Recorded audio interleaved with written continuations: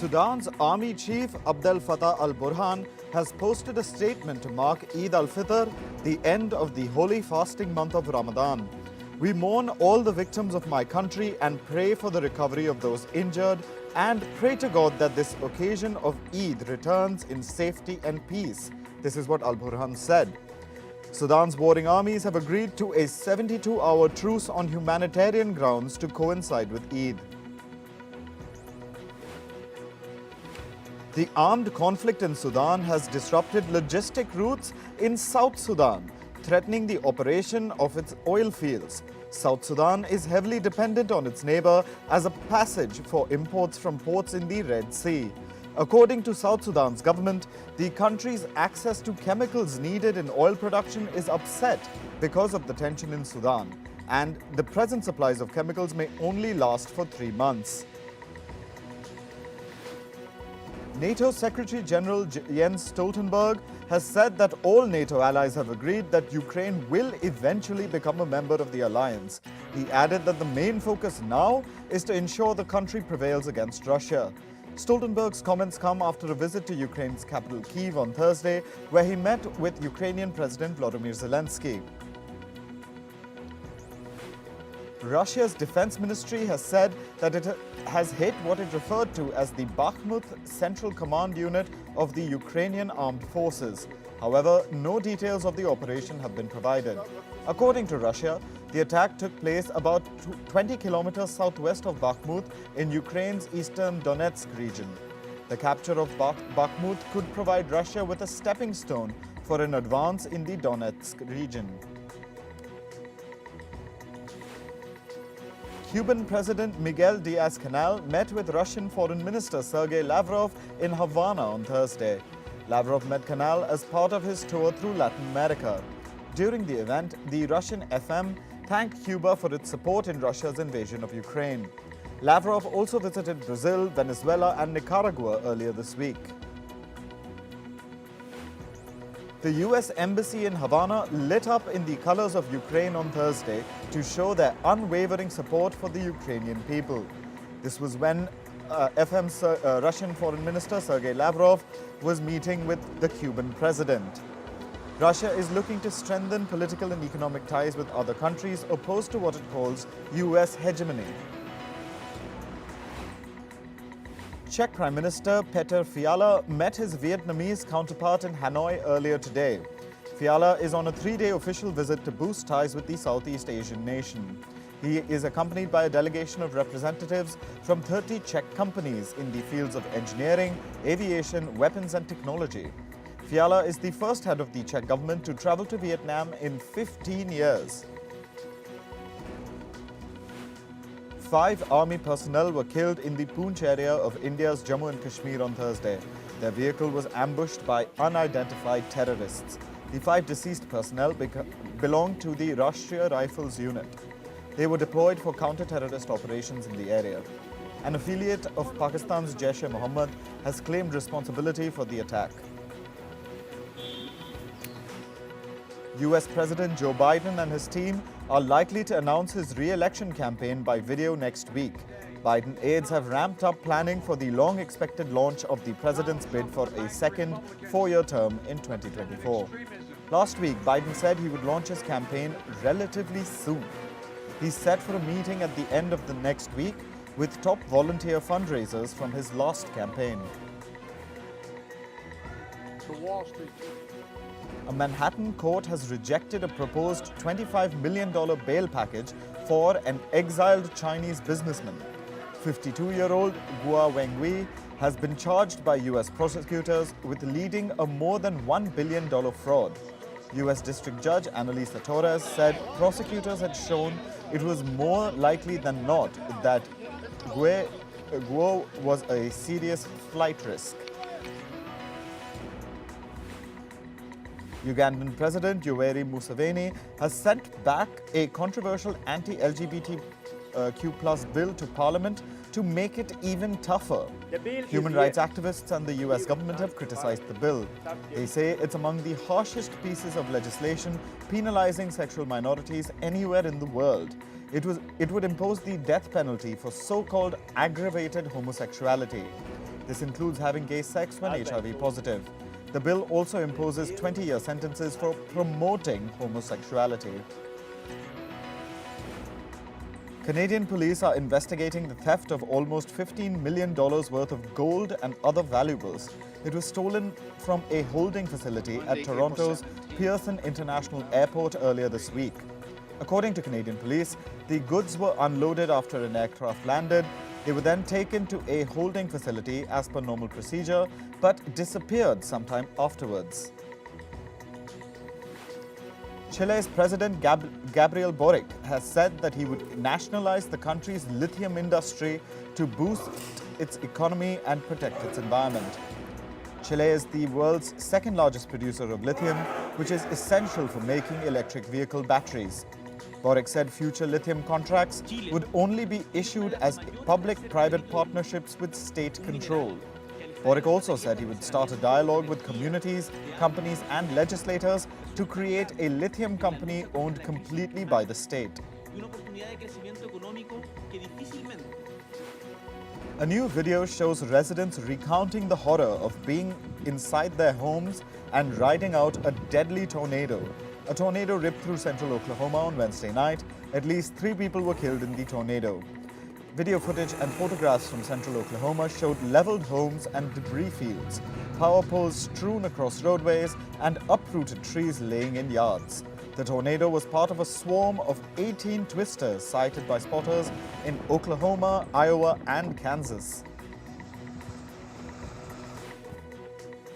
US President Joe Biden has announced plans to increase US funding to help developing countries fight climate change. The increased funding is also set to curb deforestation in Brazil's Amazon rainforest. Biden convened a virtual meeting of the Major Economies Forum on Energy and Climate. This was part of his efforts to galvanize support for measures to fight global warming. It's the 4th meeting of the group under his presidency. A new Europe-wide report has confirmed that the region experienced extreme weather in every season in 2022.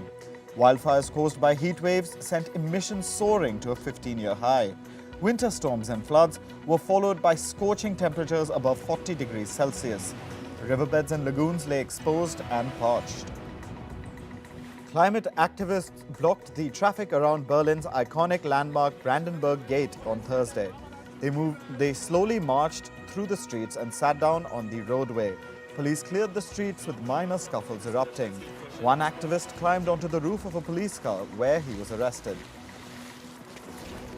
Japan's greenhouse gas emissions rose 2% in the year ending March 2022. This is the first increase in 8 years. Reports suggest emissions for the year climbed to the equivalent of 1.17 billion metric tons of carbon dioxide. This comes as industrial activity picked up following the pandemic-era slump. California hillsides are exploding with orange and yellow flowers. This comes after one of the wettest winters on record. The natural blend of Californian weather and precipitation has brought about the picturesque landscape. An Indonesian environment activist has conducted a tiny house out of 35,000 plastic bags. He's been living there for the past 2 months. These plastic bags were sourced from Bali's polluted rivers. This comes after Bali's iconic beaches have been littered with plastic trash in recent years. Argentina's central bank has hiked its benchmark interest rates by a whopping 300 basis points. The monetary authority said that the annual inflation soared past 104%. The country has been battling a major economic crisis. The central bank's moves come as Argentina is fighting soaring prices and dwindling foreign currency reserves. Meanwhile, the Argentine peso has hit a record low against the US dollar. Historic drought in the country has curtailed foreign currency income and central bank reserves.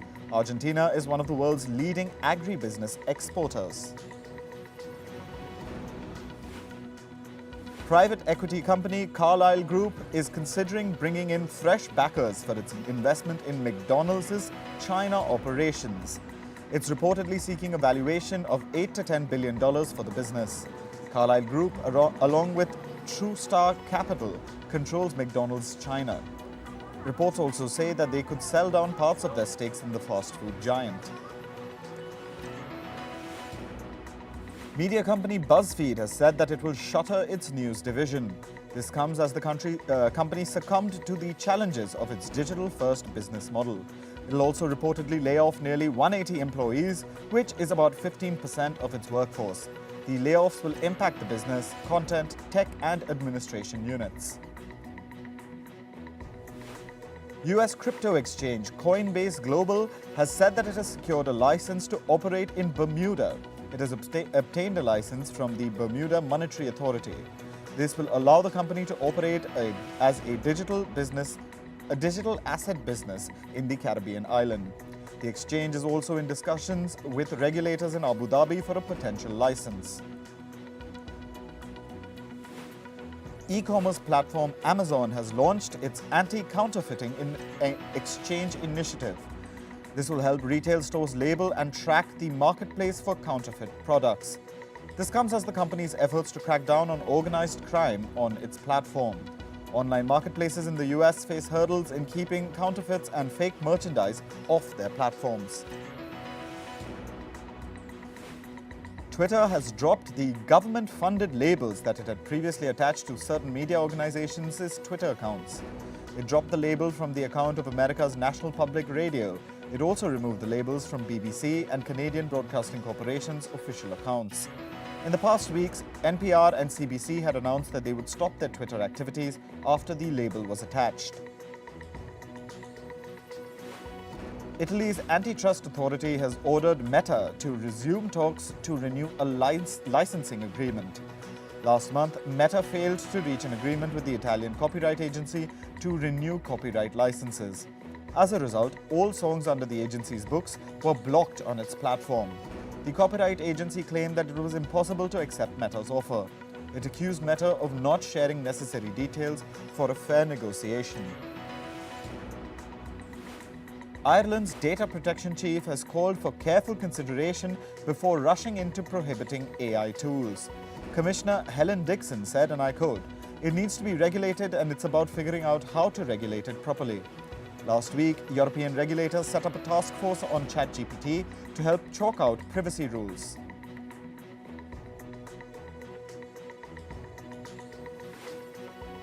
Hundreds of thousands of customers have filed a lawsuit against Australian telecom giant Optus. They filed the lawsuit over a cybersecurity breach that occurred last year. It had compromised the data of more than 1 million customers. A string of cyber attacks occurred following the Optus breach. That led to the government to set up a new body and overhaul cybersecurity rules. Yesterday's IPL matches saw Delhi Capitals register their first win of the season. This as they defeated Kolkata Knight Riders in a low-scoring thriller at Delhi's Arun Jaitley Stadium. The game was also delayed by an hour due to rain before the start of the match. It went past midnight and helped Delhi Capitals end their miserable run of 5 back-to-back losses. Lucknow Super Giants will take on defending champions Gujarat Titans in the 30th match of the ongoing IPL 2023. KL Rahul's team are in the contest on the back of a victory against table-toppers Rajasthan Royals. Meanwhile, Gujarat Titans succumbed to a disappointing defeat against Sanju Samson's men in pink at their home ground in their previous outing. Mumbai Indians will take on Punjab Kings in the 31st match of the ongoing IPL 2023. Rohit Sharma and co recovered well to win 3 straight games and move up the IPL 2023 points table after suffering back-to-back losses. On the other hand, Punjab Kings haven't been consistent thus far this season. The match will take place tomorrow at Mumbai's Wankhede Stadium at 7:30 p.m. IST. An early goal by midfielder Adrien Rabiot earned Juventus a 1-1 draw with Sporting in an entertaining Europa League clash on Thursday. The draw helped Juventus win their quarter-final 2-1 on aggregate and set up a semi-final clash with Sevilla. The first leg of the encounter will be played on May 11th before the return leg in Spain on May 18th.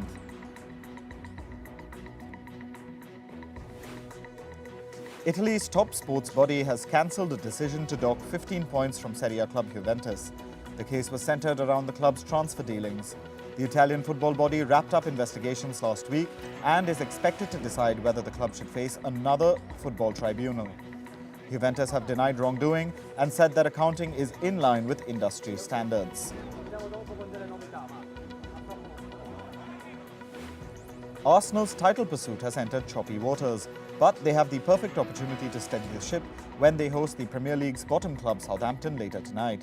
A 7-point lead is up for grabs. However, Mikel Arteta's side have displayed signs of nerves in the past 2 weeks. They twice squandered 2-goal leads to draw 2-2 away at Liverpool and West Ham United. Mo Farah and the London Marathon favourites are ready for Sunday's race. Farah, a 4-time Olympic champion on the track, will be racing his last marathon in London. He hopes for a better experience than last year when he had to withdraw due to injury. Last year's winner, Amos Kipruto, is also excited for the race. Fellow Kenyan Kelvin Kiptum and Ethiopia's Tamiro Tola are also among the favourites. About 750,000 people are expected to attend the race. 88-year-old Piotr Dudek relishes the battle with the wind and waves. Dudek is hoping to officially become the world's oldest windsurfer. He exclaims that, "I didn't realize I was the oldest, but I was surprised that I had never met someone close to me in age on the water." Thousands of worshippers in Qatar rushed to the Education City Stadium before sunrise on Friday to attend the Eid al-Fitr prayers. The Education City Stadium hosted 8 matches in total during the FIFA World Cup last year. According to the Community Engagement and Outreach Coordinator for the Education City Mosque, Suleiman Ba, the venue received around 15,000 worshippers. As 14-year-old Oratilwe Firi whizzes past his father in a black and turquoise motorcycle at a racetrack east of Johannesburg, he has one goal in mind. He wants to be the first black person to race in MotoGP one day. The Grand Prix motorcycle racing has been historically dominated by European racers. The teenager's idol, Brad Binder, who he met last month, is the first and only South African to win a race in MotoGP. American rapper Snoop Dogg is one step closer to the big screen with his biopic. Universal Films announced his biopic in November. It will be directed by Alan Hughes. Hughes is an Emmy and Peabody Award nominee. Her filmography includes Menace to Society, Dead Presidents, and The Defiant Ones, among others. Actor Juno Temple is in negotiations to join Tom Hardy starrer Venom 3. The film is the next installment in Sony's Spider-Man-related universe of characters. Temple has already earned 2 Emmy nominations for her work in the hit comedy Ted Lasso. Skrillex, Fred Again, and Fortet are all set to perform at Coachella this weekend. The group will follow Blink-182 on the main stage on Sunday night. The trio recently played a 5-hour set at Madison Square Garden. Colombian star Karol G won as many as 8 awards at the 2023 Latin American Music Awards. The singer won in several categories including Artist of the Year, Tour of the Year, and Streaming Artist of the Year, among others. However, the singing star skipped the red carpet at Las Vegas. Swiss watchmaker Tag Heuer marked 60 years of its Carrera watch collection with the premiere of a short action comedy film in London. The film stars actors Ryan Gosling and Vanessa Bayer. Film director David Leitch said that he and Gosling were approached by Tag Heuer while they were shooting Fall Guy. What watch? Broadcast network ABC has renewed its drama series Station 19 for the 7th season. The firefighter-focused spin-off of Grey's Anatomy will star Zoanne Clack and Peter Page as showrunners. The duo will take over for Krista Vernoff. Vernoff had announced plans to step down from Grey's Anatomy and Station 19 earlier. Actors Bryan Cranston and Allison Janney are all set to share the silver screen. The duo will star in a film titled Everything's Going to Be Great. The upcoming film is being directed by Scottish director John S. Baird. The film will also feature actors Benjamin Evan Ainsworth and Jack Champion. Fox Corporation CEO and Lachlan Murdoch has dropped a defamation suit against an independent Australian news site called Crikey. The suit was filed in August 2022 in a Sydney court after the site linked Murdoch's family to the US Capitol attack. The move comes days after Fox Corporation settled the Dominion defamation suit for around $800 million. K-pop sensation Moonbin's fans gathered outside his music label office in Seoul to set up a memorial altar. His admirers left flowers, placed notes and photos to commemorate his memory. While in the Chilean city of Los Condes, fans gathered to take out a candlelight vigil.